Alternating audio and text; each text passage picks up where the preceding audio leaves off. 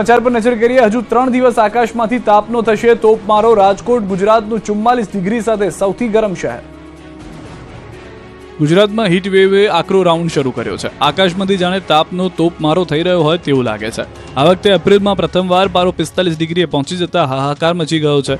ભીષણ ગરમીથી લોકો તોબા પોકારી ઉઠ્યા છે। હજુ 3 દિવસ સુધી ગરમીનો સણસણતો પ્રહાર સહન કરવા તૈયાર રહેજો। 3 દિવસ બાદ ગરમીથી આંશિક રાહત મળશે। કાળઝાળ ગરમીથી શેકાતા ગુજરાતવાસીઓને આકાશથી અગનવર્ષાથી મળશે આંશિક રાહત। 10 એપ્રિલ બાદ સૂર્યદાદા થોડા શાંત થશે। હવામાન વિભાગે આગાહી કરી છે કે રાજ્યમાં હજુ 3 દિવસ કાળઝાળ ગરમી પડશે। ખાસ કરીને કચ્છમાં સિવિયર હીટ વેવ આપ્યું છે। ગરમીનું રેડ એલર્ટ છે। કચ્છવાસીઓને હજુ 2 દિવસ ખૂબ જ સાવધાન રહેવું પડશે। 2 દિવસ સુધી ગરમી ભૂક્કા બોલાવશે તો સૌરાષ્ટ્રના જિલ્લાઓમાં પણ હીટ વેવનું ઓરેન્જ એલર્ટ આપ્યું છે।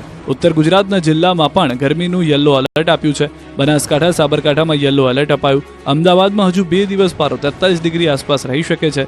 3 દિવસ બાદ વેસ્ટર્ન ડિસ્ટર્બન્સ સર્જાઈ શકે છે જેથી गर्मी शांत पड़ जाए। टेम्परेचर्स तो अभी WD का इफेक्ट आएगा। अभी 2 दिन के बाद WD का इफेक्ट आएगा, उससे टेम्परेचर्स डाउन आएंगे। तो 2 या 3 दिन के बाद हीट वेव अबेट होने की संभावना है। રાજુલાના સાવજોના ગઢમાં બેકાબુ બનેલી આગને લઈને તંત્રમાં દોડાદોડી। અમરેલી જિલ્લામાં સિંહોના ગઢ કહેવાતા વિસ્તારમાં આગ લાગતા નાસભાગ મચી ગઈ હતી। રાજુલા તાલુકાના રામપરા ગામ નજીક 800 વીઘા જમીનમાં બાવળની જાડીઓમાં વિકરાળ આગ લાગતા વન વિભાગ અને ફાયર જવાનોએ ઘટના સ્થળે પહોંચીને આગ પર કાબુ મેળવવાનો પ્રયાસ હાથ ધર્યો। બાવળની જાડીઓમાં લાગેલી આગે વિકરાળ સ્વરૂપ ધારણ કરતા તેને કાબૂમાં લેવા Pipavav port, UltraTech Kovaya power plant, syntax, શ્વાન એનર્જી કંપની સહિત આસપાસની કંપનીઓની ફાયર વિભાગની ટીમો પણ પહોંચી હતી। આ વિસ્તારમાં સિંહ, દીપડા અને હરણનો વસવાટ હોવાથી વન વિભાગની ચિંતા વધી। આગ લાગવાની જાણ થતાં જ IFS ફાતે મીણા સહિત અધિકારીઓ ઘટના સ્થળે દોડી ગયા હતા।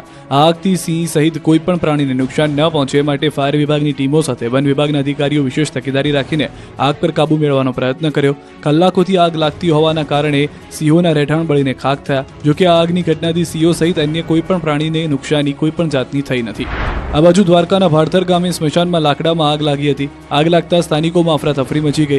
આગ લાગતા ગ્રામજનોએ પાણીનો મારો ચલાવી આગ પર કાબુ મેળવવાનો પ્રયત્ન હાથ ધર્યો। આગે વિકરાળ સ્વરૂપ ધારણ કરતા ગ્રામજનોએ ફાયર વિભાગને જાણ કરી। ફાયર વિભાગની ટીમને જાણ કરતા ઘટના સ્થળે પહોંચી પાણીનો મારો કર્યો, પરંતુ